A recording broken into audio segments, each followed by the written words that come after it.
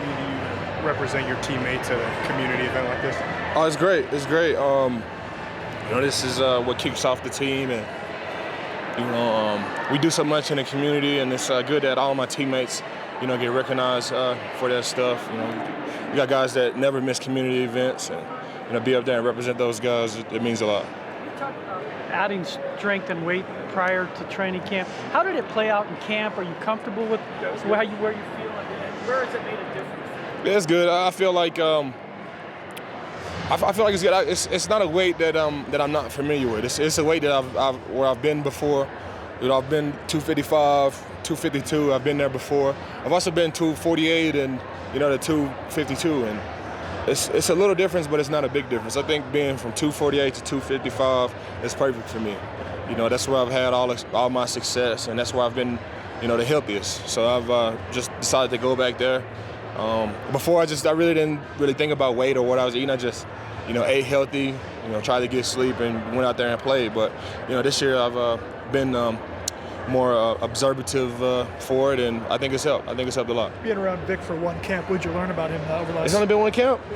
Feels like 3. Jeez, man, I feel like it's been I feel like I've been knowing Vic and the coaching staff for a very long time. But it feels good, going into my 9th year. I can't even really tell it's 9, but just trying to take it one day at a time, one camp at a time. We came out healthy.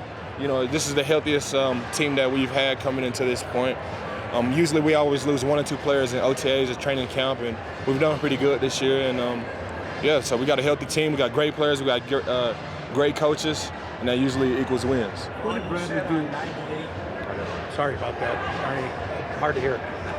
You sit on 98 sacks all off season. I mean, did you stare at that number during the off year? And yeah, it kind of hit me in the gut, man. I couldn't get 100 before I was 30, and I couldn't do all this other stuff. But it's motivating to know that I'm not the only guy that has been at that number. Bruce Smith, I met with him 2 days ago, and I think he had 96 sacks, and we all know how that turned out for him. So I just and they always told me just go out there and just play. Don't really worry about any other stuff. Don't worry about how many years you're gonna play. Just go out there and play, and that's what I'm trying to do. I'm taking his advice, trying to stay in the moment, with my teammates, stay in the moment with the fans, and just go out there and play.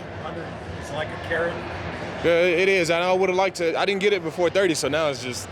Now it's back to 0 again. Now I'm just out there playing. Can you tell us how your time spent with Bruce? I know you have a good relationship, but having him here, especially at this time of the year. Yeah, it was great. Like I said, I've had a great relationship with Bruce for about 2.5 years now. He came to the Second Pastor Summit, was able to sit and kick it with him and just talk about all type of things, and that's where it first developed, and he came to do the NFL Network piece for us, and it was great. Got to sit down and go over film and stuff. It's great. I looked up to Bruce. Everybody's seen Little Giants and the commercials that he's had, and to spend time and look at all those stuff and really talk about it has been cool. You said Bradley made such a jump this season. What did he do from year 1 to 2? I don't even know. I don't even know what he did, because if I find out what he did, I'm gonna start doing it. I think it's just natural. I think it's just natural for defensive players to take a huge leap from year 1 to 2. You saw it with me. I had 11 sacks, then I jumped to 18.5 sacks my second year. Saw the same thing with Khalil Mack and Vic Beasley and all of these guys. And the same thing with Bradley Chubb. I don't know if it's a certain drill or sleep or whatever. I just think it's exposure and time. He would definitely be a brand new player this season. You mentioned Andrew Luck retiring. With Andrew Luck retiring after 6 years, does that make you think about your longevity? Whoa, no. Don't put the R word on me. I'm just out here playing. I'm trying to stay in the moment with my teammates. I'm trying to stay healthy, trying to stay in the moment with the fans, and just trying to go out here and play. Andrew Luck's situation was different, and nobody wants to battle injury, over and over and over again. I had my, season-ending injury, and it was tough. To have those continuously it can definitely be tough on the body and the mind. So I definitely understand where Luck was coming from, and all the other guys that retire early. It's a hard sport. It's hard on the body. It's hard on the mind. It's hard on the emotions.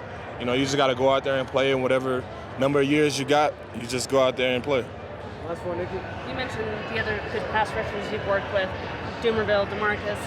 Do you feel like you and Chubb can be that? I mean, year one was good. Do you feel like you guys can morph into that? Yeah, I'm constantly hit with DeMarcus's quotes and Elvis's quotes. I could just be walking around the facility, I see Chubb, and I hear some of the things that DeMarcus said. Like, Young Buck, he used to always tell me, Young Buck, you finished yet? Are you done? Are you done? And I say the same thing to Chubb. Chubb, you done getting better?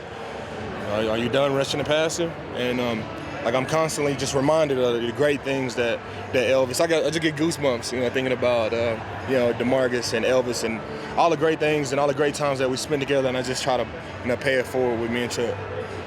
There you go, sweet shirt. Thank you, Bob.